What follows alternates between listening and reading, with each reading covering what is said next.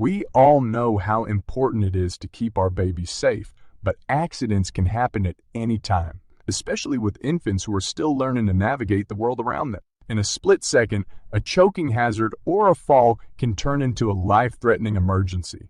And knowing what to do in these situations can be the difference between life and death.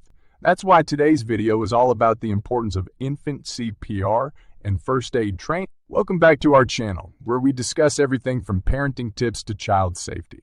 In today's video, we're going to explore why infant CPR and first aid training is so crucial, what the training entails, and how you can get certified in these essential skills.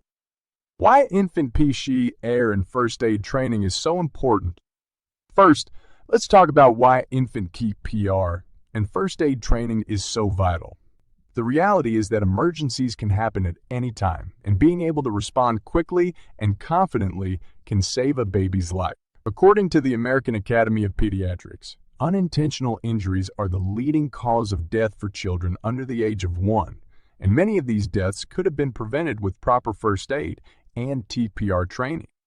Infants are especially vulnerable because they are still developing and are not yet able to communicate their needs effectively.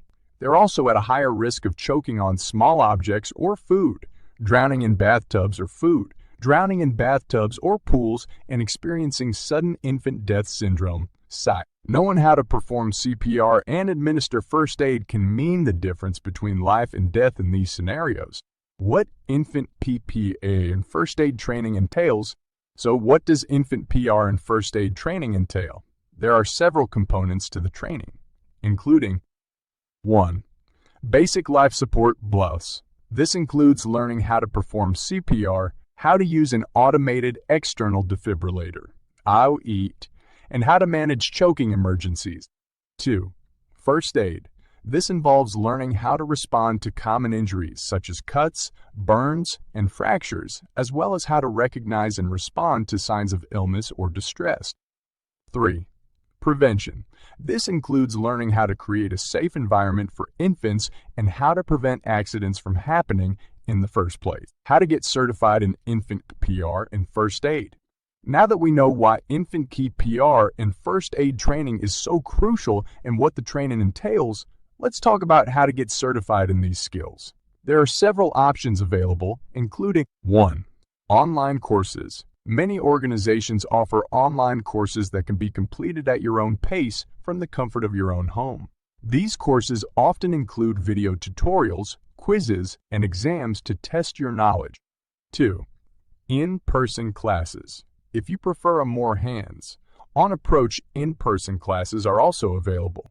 These classes are typically led by a certified instructor and involve both lecture, style learning, and practical demonstrations. 3. Community classes. Many hospitals, fire departments, and community organizations offer infant CPR and first aid training classes. These classes are often free or low cost and can be a great way to learn these essential skills while also connecting with other parents and caregivers in your community. In conclusion, infant CPR and first aid training is a critical skill that every parent and caregiver should have.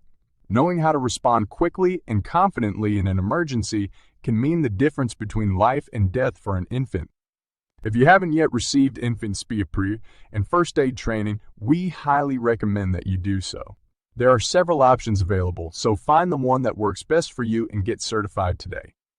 Thank you for watching, and we'll see you in the next video.